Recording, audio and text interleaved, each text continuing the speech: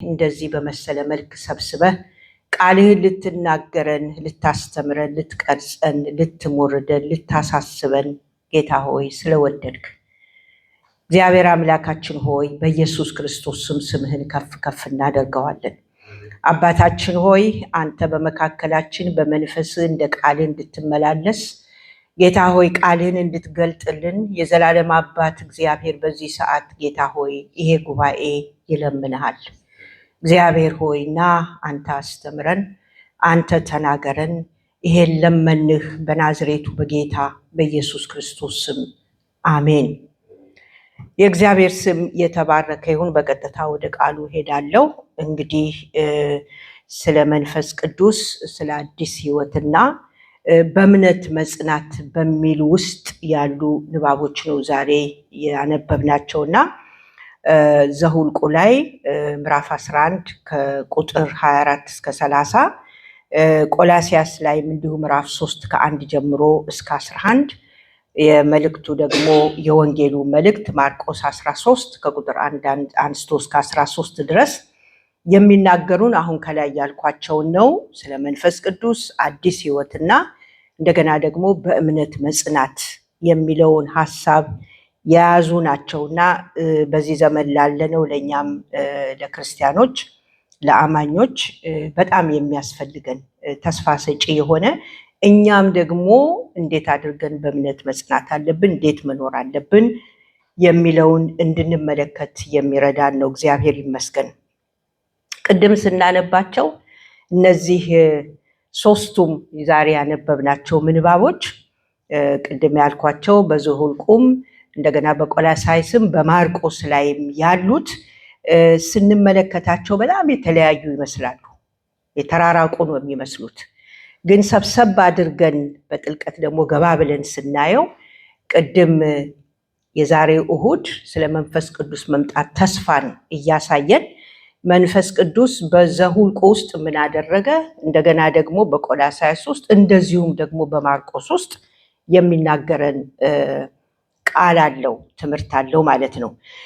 በዘሁልቁ መጽሐፍ ውስጥ እግዚአብሔር መንፈሱን በእስራኤል ሽማግሌዎች ላይ ሲያፈስ እንመለከታለን። ታሪኩን ስንመለከት ዘሁልቁ ውስጥ ሙሴ በጣም የደከመበት የእስራኤልን ሕዝብ ከግብፅ ጀምሮ አውጥቶ የተስፋይቱ ምድር እስከሚደርሱ የእሱም ዕድሜ እስከተገደበለት ድረስ ያገለገላቸው ማገልገል ስንመለከት በጣም ከባድ አይነት አገልግሎት ነበረ። እንደምናውቀው የእስራኤል ሕዝብ በጣም በብዙ ማግሮምረም ውስጥ በብዙ እግዚአብሔርን አለመታመን አለመታዘዝ ውስጥ አልፈዋል። ታዲያ እነዚህን ሰዎች እግዚአብሔር ደግሞ ጠርቶ በዛ በቁጥቋጦ ቦታ ወደ ግብፅ ተመልሶ ሙሴ እንዲያወጣቸው እንዲያገለግሉት ሕዝቤን አውጣ ብሎ ከታዘዘበት ጊዜ ጀምሮ ይዟቸው ከወጣ ጊዜ ጀምሮ የነሱን አካሄድ ስንመለከት በጣም በእውነት ሙሴ የደከመበት የተቸገረበት አይነት ጉዞ ይዟቸው ተጉዟል። በኋላ እመጣበታለሁ። ስለዚህ ዋናው የሚያሳየን ቅድም ያነበብነው የዘሁልቁ መጽሐፍ ውስጥ እግዚአብሔር መንፈሱን በእስራኤል ሽማግሌዎች በነዛ ብቻውን እንዳይደክም ምረጥ አንተ የምታምንባቸውን ብሎ እግዚአብሔር ለሙሴ ከተናገረ በኋላ በመረጣቸው ላይ እግዚአብሔር መንፈሱን እንዳፈሰሰ እንመለከታለን።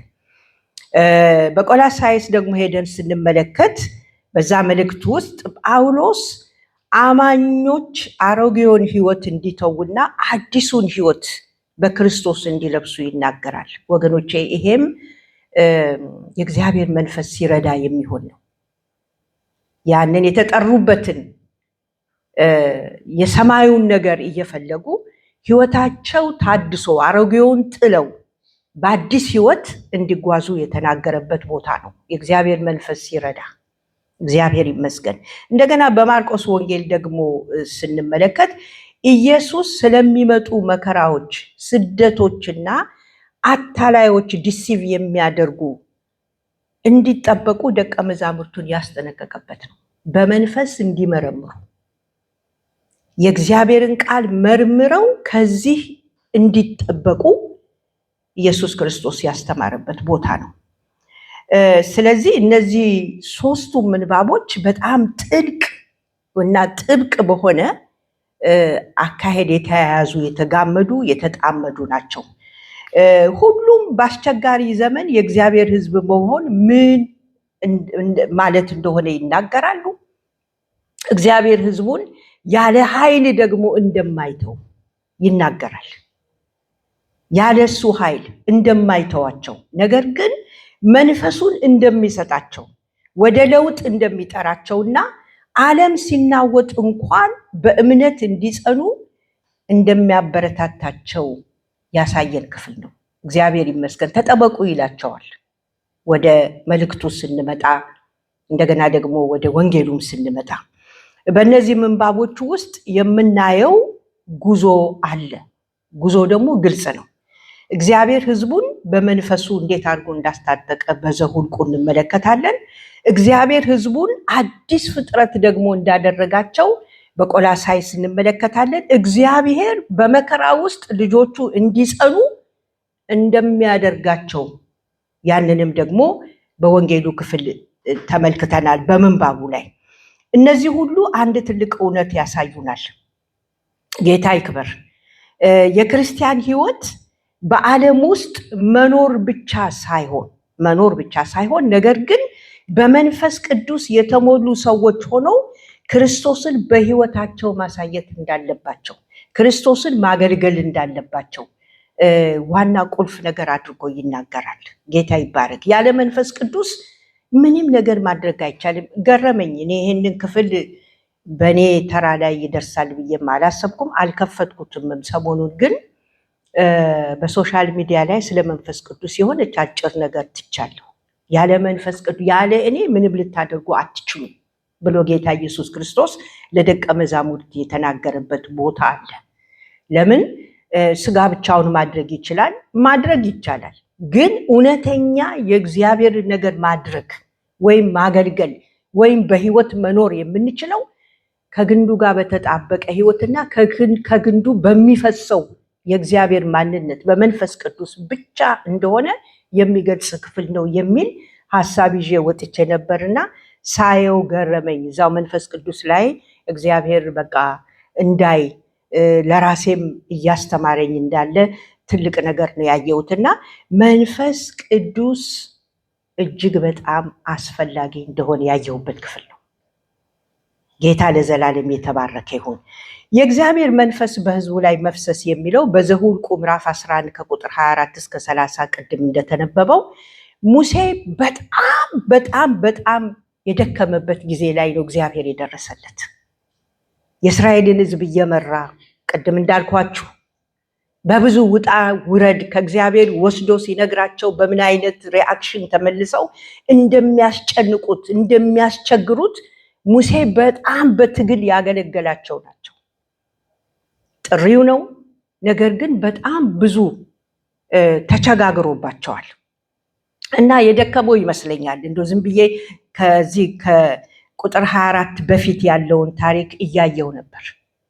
እግዚአብሔር ራሱ ነው በቃ እንዳይደክም አንተ የምታምናቸውን 70 ሰዎች ምረጥ ብሎ ከሱ ጋር አብረው እንዲሰሩ እግዚአብሔር የፈለገበት ጊዜ ነበር። የሙሴን ድካም ተረዳ እግዚአብሔር። ስሙ ለዘላለም የተባረከ ይሁን። የእስራኤልን ሕዝብ በምድረ በዳ መምራት ቀላል አልነበረም ለሙሴ። ሕዝቡ ያማርራል፣ ያለመረጋጋት ይታይባቸዋል፣ ያግሮመርማሉ፣ በብዙ ነገር ውስጥ አሳልፈዋል። እግዚአብሔር የሰጠው መልስ ስራውን ማስወገድ ወይም ተነስ በቃ አይሆንም ከእንግዲህ በኋላ ሌላ ሰው ይምራ ሳይሆን ስራውን ማስወገድ አልነበረም። ነገር ግን ሸክሙን ለሌሎች እንዲያካፍልለት እግዚአብሔር ወደደ። እግዚአብሔር የተመሰገነ ይሁን። አካፈለለት።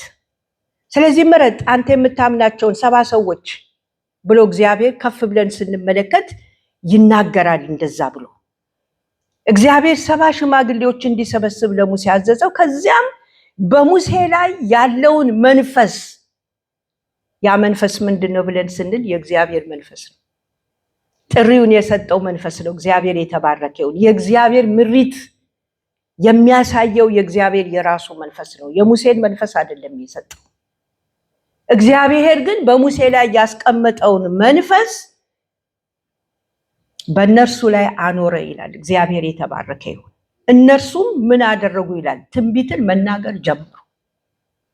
የእስራኤልን ሕዝብ ወገኖቼ በጥሪ ካልሆነ መምራት አይቻልም።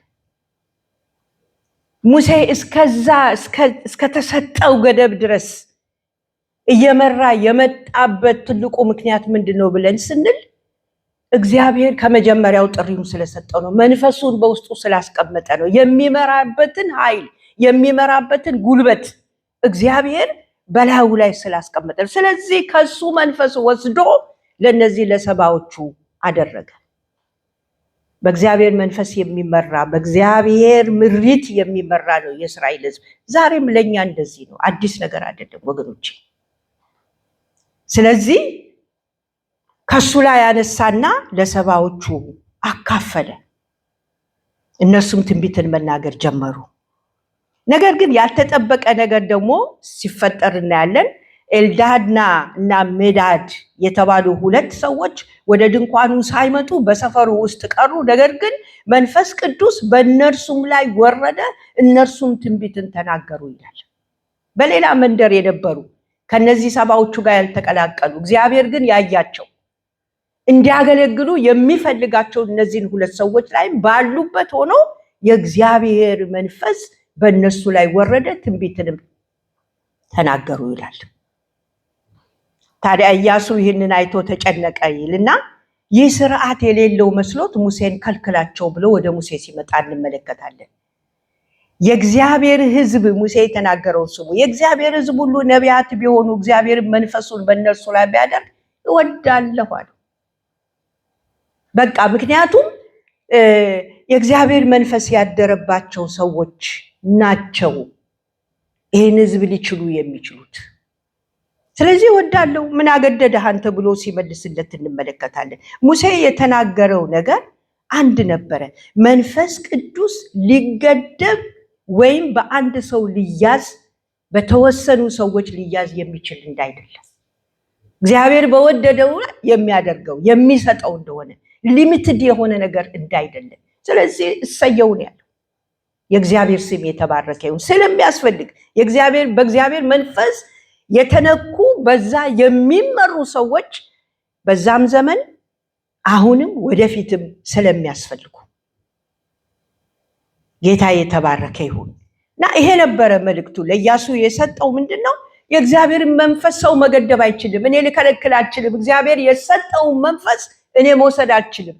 አታርግ ማለት አልችልም። እግዚአብሔር ስለሰጠ አስፈላጊም እንደሆነ ስላመነበት፣ ስለዚህ መንፈሱ የእግዚአብሔር እንደሆነ እርሱም በልግስና በሕዝቡ ላይ እንዳፈሰሰው ይህንን መልእክት ለኢያሱ ሲመልስለት እናያለን። ይህ ክፍል በጴንጤቆስጤ ቀን መንፈስ ቅዱስ በሁሉም አማኞች ላይ የወረደበትን ጊዜ ጠቋሚም ጭምር በሐዋርያት ላይ የፈሰሰውን የእግዚአብሔር መንፈስ እናስታውሳለን። ጠቋሚ ነው ይላል። ስለዚህ ተስፋም እንደሆነ እናያለን። እግዚአብሔር የተመሰገነ ይሁን።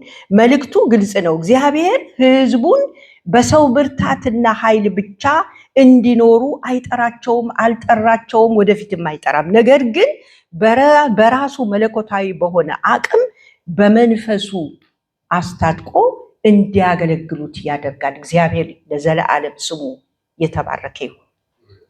ያለ መንፈስ ቅዱስ ወገኖቼ ምንም ነገር ማድረግ አይቻልም። ሙሴም በዛ በእሳት ቁጥቋጦ ላይ ሲነድ አይቶ እግዚአብሔር ወደሱ እንዲመጣ ሲያደርገው የራሱን መንፈስ ሊሰጠው ስለፈለገ ነው። ሕዝቡን የሚያወጣበት አቅም ይፈልግ ነበር። አልችልም አለ። እውነቱን ነው። በሰው አቅም የሚቻል አይደለም። ገሎ ከመጣበት ሰፈርና መንደር አገር መመለስ ማለት በራሱ በጣም ከባድ ነው። እሱም አቅም የለኝም አለ። እኔ ስታተር አረጋለሁ፣ አልችልም፣ ኮልታፋ ነኝ፣ ብዙ ምክንያት ነው የሰጠው። እግዚአብሔር ግን መረጠ እና በውስጡ የነበረው መንፈስ ነበረ ሙሴን ሲያግዝ የነበረው በፈርዖን ፊት፣ በእስራኤል ሕዝብ ፊት። የእግዚአብሔር ስም የተባረከና የተመሰገነ ይሁን። ስለዚህ በሰው ኃይል በሙሴ ኃይል አልነበረም ያ ሕዝብ የተመራው ማለት ነው፣ አልነበረም።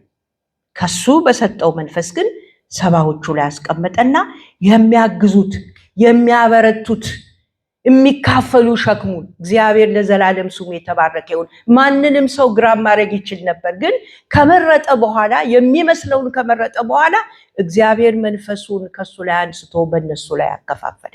ክብር ለጌታ ይሁን። ብቻቸውን ማገልገል ስለማይችሉ ዛሬም ይሄ ዕጣ ክፍል ለኛም ጭምር ወገኖች፣ ማገልገል መኖርም ክርስትናንም ማስቀጠል በህይወታችን መንፈስ ቅዱስ ካልረዳ በስተቀር አይቻልም አይቻልም። ስለዚህ የምድረ በዳው ጉዞ አስቸጋሪ ነበር። ነገር ግን እግዚአብሔር መንፈሱን በህዝቡ ላይ አወረደ። ዛሬም እንዲሁ ነው። ዛሬ ግራ መጋባት፣ መከፋፈል፣ ጭንቀት፣ ፈተናና አለመረጋጋት በተሞላበት ዓለም ውስጥ እንኖራለን። ብዙ አማኞች እንደ ሙሴ ድካም ሊሰማን ይችላል። ነገር ግን እግዚአብሔር ዛሬም ህዝቡን ለማበረታታት ለመደገፍ ወገኖቼ እንዲቀጥል ህይወት ለማድረግ መንፈስ ቅዱስን ይሰጣል። ክብር ለጌታ ለአምላካችን ይሁን። የእያንዳንዷ ቀን ኑሮ እንኳን እንዴት አስቸጋሪ እንደሆነች እናውቃለን። የእግዚአብሔር መንፈስ ሲረዳ ብቻ የምንወጣቸው ብዙ ነገሮች አሉ። ያለ እኔ ምንም ልታደርጉ አትችሉም፣ ያለ መንፈሴ ማለቱ ነውና እንግዲህ የዘኍልቍ ላይ ያነበብነው ነገር በዚህ እንቋጨዋለን። ቤተክርስቲያን በብዙ ፕሮግራሞች በሰው ጥበብ መኖር አትችልም፣ በፍጹም አትችልም። በመንፈስ ቅዱስ መገኘት እና ኃይል ብቻ እንጂ በሱ ነው።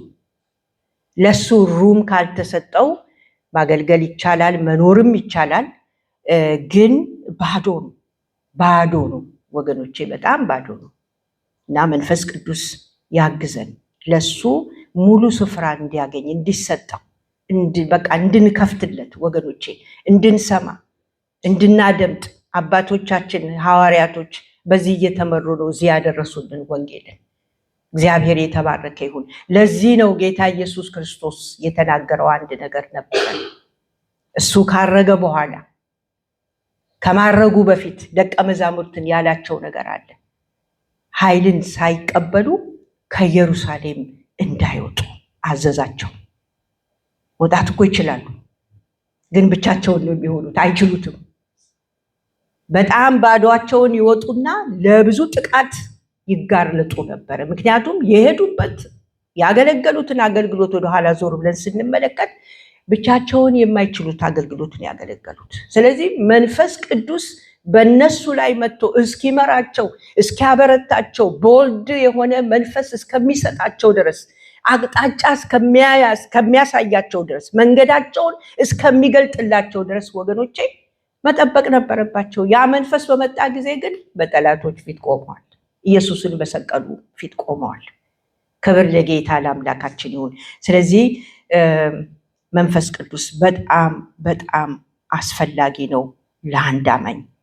ሁለተኛው በቆላስይስ ውስጥ ያየነው ምዕራፍ 3 ከቁጥር 1 አንስቶ እስከ 11 ድረስ መንፈስ ቅዱስ በአማኝ አዲስ ህይወትን ያመጣል ይላል። በቃ አሮጌውን አስጥሎ አዲስ የክርስቶስ ኢየሱስን ህይወት የሚያስኖር ህይወትን ይሰጣል። እግዚአብሔር ይመስገን።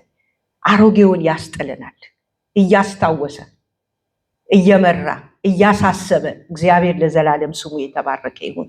ስለዚህ መንፈስ ቅዱስ ለስሜት ብቻ ወይም ለውጫዊ ምልክቶች ብቻ የተሰጠ አይደለም። ነገር ግን መንፈስ ቅዱስ ህይወትን ነው የሚለውጠው። የኔን ህይወት ይለውጣል፣ የአማኙን ህይወት ይለውጣል፣ ያሳስባል፣ ወደ ቃሉ ይወስዳል፣ ይመራል። እግዚአብሔር ለዘላለም ስሙ የተባረከ ይሁን። ጳውሎስ እንዲህ ይላል፣ ከክርስቶስ ጋር ከተነሳችሁ በላይ ያለውን ፈልጉ እያለ ይናገራል። ህይወትን የሚለውጠው የተነሳ ሰው የሚያስበው የላይኛውን ነው። የላይኛው ምንድን ነው? የእግዚአብሔር ሐሳብ ነው፣ የእግዚአብሔር አጀንዳ ነው፣ እግዚአብሔር የተናገረውን ነው፣ ቃሉን ነው። ስለዚህ ያንን እንግዲህ ከተነሳችሁ ክርስቶስን አምናችሁ ከተነሳችሁ ከክርስቶስ ጋራ በአዲስ ህይወት ነኝ ብላችሁ የምትሉ ከሆነ ያሮጌውን የምድሩን ሳይሆን የሰማዩን አስቡ እያለ ነው የሚነግራቸው በቆላስይስ ውስጥ። ምክንያቱም አማኞች የክርስቶስ ስለሆኑ አኗኗራቸው መለወጥ ስላለበት ስለ አዲስ ህይወት ነው የሚያወራቸው ያለው። ጳውሎስ ሁለት እውነቶችን እያነጻጸረ ይናገራል። አሮጌው ሰው ይላል፣ አዲሱ ሰው ይላል። አሮጌ የነበረው አዲሱ ደግሞ በክርስቶስ አዲስ የሆነው ነው። እነዚህን ሁለት ነገሮች ይዞ ይናገራል እና አሮጌው ሰው በኃጢአት የተሞላ እንደሆነ ይዘረዝረዋል። በቁጣ፣ በስግብግብነት፣ በርኩስ፣ በሐሰት፣ በክፋት፣ በክፉ ምኞት የተለያየ የአሮጌው ሰው ባህሪን እናውቀዋለን። ነገር ግን አዲሱ ሰው በክርስቶስ ህይወት ምሳሌ የታደሰ ነውና እሱን ፈልጉ እያለ ነው የሚናገረው። እግዚአብሔር የተመሰገነ ይሁን። ከጊዜ አንጻር ባነበው ደስ ይለኛል፣ ግን ሐሳቡ ይሄንን የያዘ ነው። ይህ ለውጥ ደግሞ በዘኍልቍ የተሰጠው መንፈስ ጋራ በጥልቅ የተያያዘ ነው። ቅድም ተናግረናል የእግዚአብሔር መንፈስ እንዴት እንዳገኛቸው በነዛ በሰባው ላይ። ሽማግሌዎችን ያበረታታው መንፈስ ዛሬም አማኞችን የክርስቶስን ህይወት ምሳሌ እንዲኖሩ ያደርጋል። ይሄ መንፈስ ቅዱስ ያግዛል። የሰማዩን ነገር እንድናይ የሚረዳ ይሄ መንፈስ ቅዱስ ውስጣችን በሚኖርበት ጊዜ ነው፣ ቦታ ሲያገኝ ነው ወገኖች፣ ለመመራት እሺ ስንል። ስለዚህ የአዲስ ህይወትን ምሳሌ እንዲኖሩ ያደርጋል። መንፈስ ቅዱስ ጊዜያዊ የሆነ መነሳሳትና ሞቅታ የሚሰጥ ሳይሆን ዕለታዊ የህይወት ለውጥ ነው። በየቀኑ ወገኖቼ ተሰርተን እዚህ አናልቅም፣ ወደ ሙላቱ ግን እንገሰግሳለን። ማንን በመምሰል ስንል በመንፈስ ቅዱስ እርዳታ ክርስቶስን እየመሰልን እንድንሄድ የሚያደርገን የእግዚአብሔር መንፈስ ቅዱስ ነው። አሜን። እግዚአብሔር ለዘለዓለም የተባረከ ይሁን። ስለዚህ በዕለት ዕለት እኛን የሚሰራ ነው መንፈስ ቅዱስ ስናደምጠው፣ ስንታዘዘው። ወገኖቼ ጌታ የተባረከ ይሁን። ጳውሎስ አማኞችን የምድራዊ ባህሪ የሆነውን ግደሉ እያላቸው ነው የሚነግራቸው። ግደሉ፣ በቃ የምድር የሆነውን ነገር በሙሉ ግደሉ፣ ባህሪውን ግደሉ፣ ስራውን ግደሉ። የተለወጠ ሰው የሚኖረውን ህይወት ኑሩ፣ አዲሱን ሰው ልበሱ እያለ ነው የሚመክራቸው። ደቀ መዝሙርነት በፈቃደኝነት ራስን ለእግዚአብሔር መስጠትን እንደሚፈልግ ያሳያል። ፈቃደኝነት ይፈልጋል። ሞታችኋልና ህይወታችሁም በእግዚአብሔር ከክርስቶስ ጋር ተቀብሯልና ተነስቷልምና ይላቸዋል። ቁጥር 3 ላይ ሄዳችሁ ብታነቡት የክርስቲያን እምነት አንዳንድ እውነቶችን ማመን ብቻ አይደለም፣ በአሮጌ ህይወት እየተመላለሱ መቀጠልም አይደለም። ነገር ግን ለአሮጌው ህይወት መሞትና ለአዲሱ ህይወት መነሳት ሂደት ነው። እግዚአብሔር የተባረከ ይሁን። ጌታ የተባረከ ይሁን። የማርቆስን ወንጌል ስናይ በአስቸጋሪ ጊዜ መጽናት የሚለው ነገር ሞር አጉልቶ ያሳያል። አላነበውም ቅድም ስለተነበበ። ኢየሱስ ለደቀ መዛሙርቱ ስለሚመጡ አስቸጋሪ ቀኖች ይነግራቸዋል፣ አስቀድሞ ይነግራቸዋል። እንዴት የታደሉ ናቸው! ደቀ መዛሙርት የቤተ መቅደሱን ውበት ያደንቁ ነበረ። ነገር ግን ኢየሱስ ድንጋይ በድንጋይ ላይ ሳይፈርስ አይቀርም አላቸው ይላል። ይሄ እናንተ የምታዩት እናንተ የምትመለከቱት ህንፃ ድንጋይ በድንጋይ ላይ ሳይፈርስ አይቀርም ብሎ ይላል። እነሱ ደህንነትና መረጋጋትን ይጠብቃሉ። ኢየሱስ ግን ስለ ጦርነት፣ ስለ ረሃብ፣ ስለ መከራ፣ ስለ ስደት፣ ስለ ክደት፣ ስለ ስቃይ ይነግራቸዋል። ይህ ክፍል አስፈሪ ሊመስል ይችላል። ነገር ግን ኢየሱስ ፍርሃት ለመፍጠር አይደለም የተናገረው። ደቀ መዛሙርቱ በእምነት እንዲጸኑ ለማዘጋጀት የተደረገ ነው። እንዲጸኑ ሊመጣ ካለው መከራ እሱ ከሄደ በኋላ ሊደርስባቸው ከሚችለው መከራ እንዲጸኑ ሊያሳያቸው ነው። ይሄ እንግዲህ በምንድን ነው መጽናት የሚችሉት? አዎ የእግዚአብሔርን ቃል በመታዘዝ ነው። መንፈስ ቅዱስ ግን ዋናውን ቦታ ይይዛል። በሱ እርዳታ የማይቻለውን አልፈው አይተናል። እስከ ሞት ድረስ ነው የሄዱት ወገኖቼ። ጸጋው መንፈሱ ከነሱ ጋራ መሆኑን ብዙ ጊዜ ብዙ ቦታ ይናገራቸዋል። ነገር እንዲጸኑ እያዘጋጃቸው ነው ያለው። እስከ መጨረሻ የሚጸና ግን እርሱ ምንድን ነው ይላቸዋል? ይድናል። ሆልዶን በቃ በዚህ እምነት ጽኑ፣ መንፈስ ቅዱስ ደግሞ ይረዳል። እኔ እስከ ዓለም ፍጻሜ ከእናንተ ጋር ነኝ ብሏል። መንፈስ ቅዱስ እስከ ዓለም ፍጻሜ ድረስ አብሯቸው እንደሚሆን እነሱ ግን እንዲጸኑ የራሳቸውን ደግሞ ትንሿን ድርሻ እንዲያደርጉ እያበረታታቸውና እያዘጋጃቸው እንደሆነ እናያለን። ይህ ከሌሎቹ ምንባቦች ጋራ ቅድም ካየነው ከዘሁልቁና ከቆላሳይስ ጋራ እንዴት ይገናኛል ብለን ስናስብ በዘሁልቁ እግዚአብሔር መንፈሱን ሲሰጥ አሳይቶናል፣ ለነዛ ለሰባዎቹ። ከዛ ቀጥሎም ደግሞ ለነዛ ለሁለቱ መንፈሱን ሲሰጥ ያንን ህዝብ አብረው ከሙሴ ጋራ እንዲመሩ እግዚአብሔርንም ደግሞ እንዲታዘዙም ጭምር የሰጣቸውን መንፈስ ቅድም አይተናል። በቆላሳይስ ደግሞ መንፈሱ አማኞችን እንደሚለውጥ ትራንስፎርም እንደሚያደርግ በአዲስ ህይወት እንዲኖሩ የሚረዳ ጸጋ መንፈስ ቅዱስ ከነሱ ጋር እንዳለ አይተንበታል። በዚህ በማርቆስ ደግሞ አማኞች ለምን ይህ ለውጥና ኃይል እንደሚያስፈልጋቸው እያሳየን ነው። ለምን እያዘጋጃቸው ነው ብለናል ቅድም። ሊመጣ ያለውን ነገር የሚችሉበት፣ የሚወጡበት፣ የሚበረቱበት እንዲሆን እያዘጋጃቸው ነው። መንፈስ ቅዱስ ያስፈልጋቸዋል። ጌታ የተባረከ ይሁን። የክርስቲያን ህይወት በዘፈቀደ አይኖርም። በመንፈስ ቅዱስ በመታዘዝና በእምነት መጽናትን ይጠይቃል። ዝም ብሎ አይኖርም ወገኖቼ። እግዚአብሔር ለዘላለም ስሙ የተባረከ ይሁን።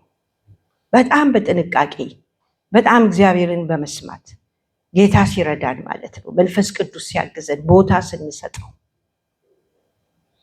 በጣም በብዙ ነገር ነው። እኛ ትንሽ ነው ብለን የዘለልናቸው ያደረግናቸውን ነገር እግዚአብሔር አይፈልገው። መንፈስ ቅዱስ ራሱ በጣም ነው በቃ እንደው ደስ የማይለው።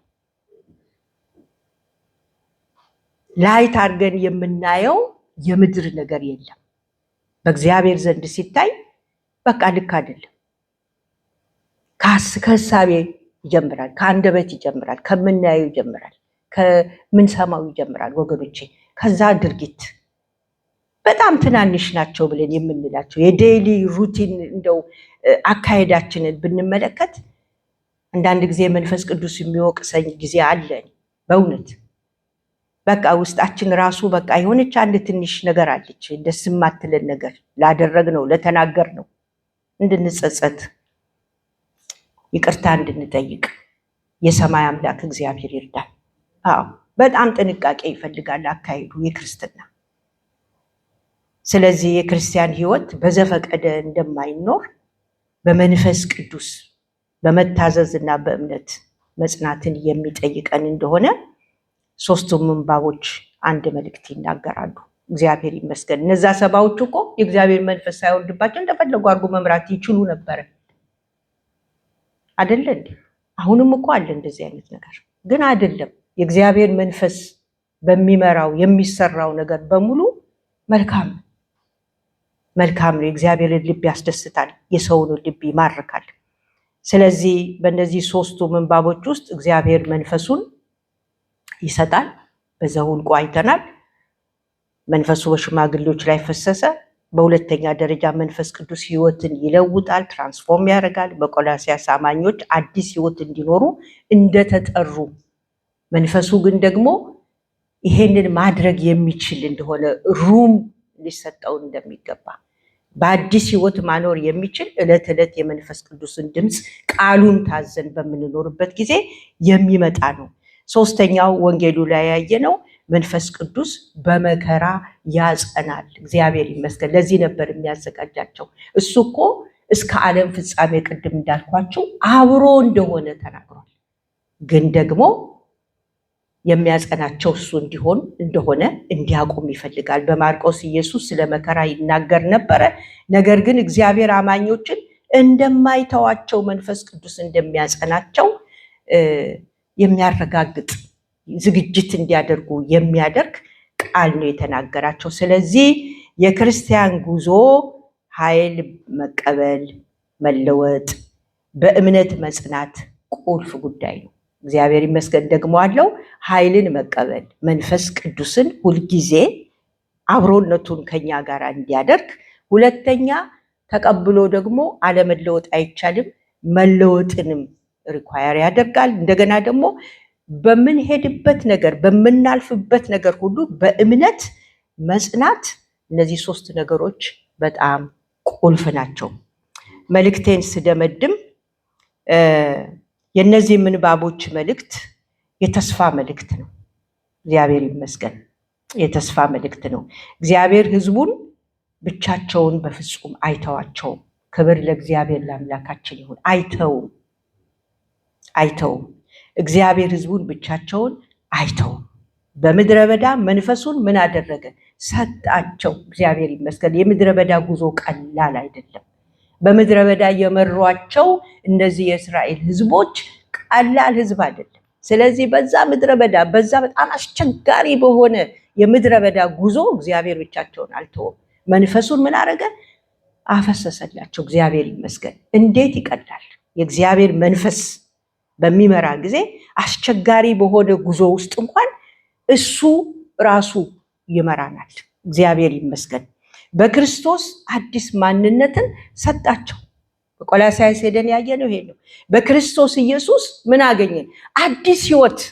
እግዚአብሔር ይመስገን። ለዚህ ነው ተመልከቱ፣ በሱ አዲስ ህይወት አግኝታችኋል። ስለዚህ የምድሩን ተዉ፣ አሮጌውን ተዉ፣ ይሄ የለበሳችሁትን አዲሱን ሰው በመንፈስ ቅዱስ ሁልጊዜ ኑሩት እያለ ይሄን መልእክት ሰጥቷቸዋል። እንደዛ እንድንኖር ጌታ ይፈልጋል።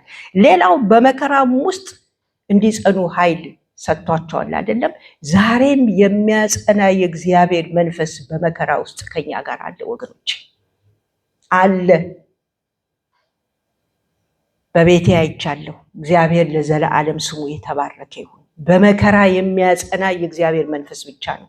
እሱ ብቻ ነው። በቃ ሰው ሊከብ ይችላል፣ ሰው አይዟችሁ ሊሏችሁ ይችላሉ። በተለያየ መንገድ ስናልፍ የሚያበረታ ኃይል ግን ሙሉ የሆነ ኃይል የሚመጣው ከእግዚአብሔር መንፈስ ነው። እግዚአብሔር በላከው በዚህ መንፈስ ውስጥ ነው። እግዚአብሔር ለዘላለም ስሙ ይባረክ። ቀና ብላችሁ ትሄዳላችሁ። የእግዚአብሔር መንፈስ በሚመራ ጊዜ፣ በሚያጽናና ጊዜ ወገኖች፣ በሚናገር ጊዜ ሁኔታዎቻችሁ ላይ ነው የምትወጡት። እግዚአብሔር ይመስገን። ከእግራችሁ በታች ሁኔታዎች ይሆናሉ። የእግዚአብሔር ስም የተባረከ ይሁን። ስለዚህ ዓለም ሊናወጥ ይችላል። ዓለምን ያለውን መከራ በህይወት አይነት ልንተረጉመው እንችላለን። ብዙ ነውጦች ሊኖሩ ይችላሉ፣ ችግሮች ሊመጡ ይችላሉ። ነገር ግን እግዚአብሔር ታማኝ ሆኖ ለዘላለም ይኖራል። መንፈስ ቅዱስ ኢየሱስ ክርስቶስ ከሄደ በኋላ ዛሬም ከዛ ጊዜ ጀምሮ ኢየሱስ እስከሚመጣበት ጊዜ ድረስ አብሮናል። እግዚአብሔር ይመስገን። በሱ ላይ እንድንደገፍ እግዚአብሔር ይፈልጋል። ስለዚህ መንፈስ ቅዱስን ሁሌም እንፈልገው ወዳጆቼ፣ በእውነት ሁሌም። በቃ ጠዋት ማታ ቀን ሰዓት ሳንለይ የእግዚአብሔር መንፈስ አማካሪ መሆን ይችላል። ያማክራል። እግዚአብሔር ለዘላለም ስሙ ይባረክ። አሮጌውን ህይወት እንቶ ምናልባት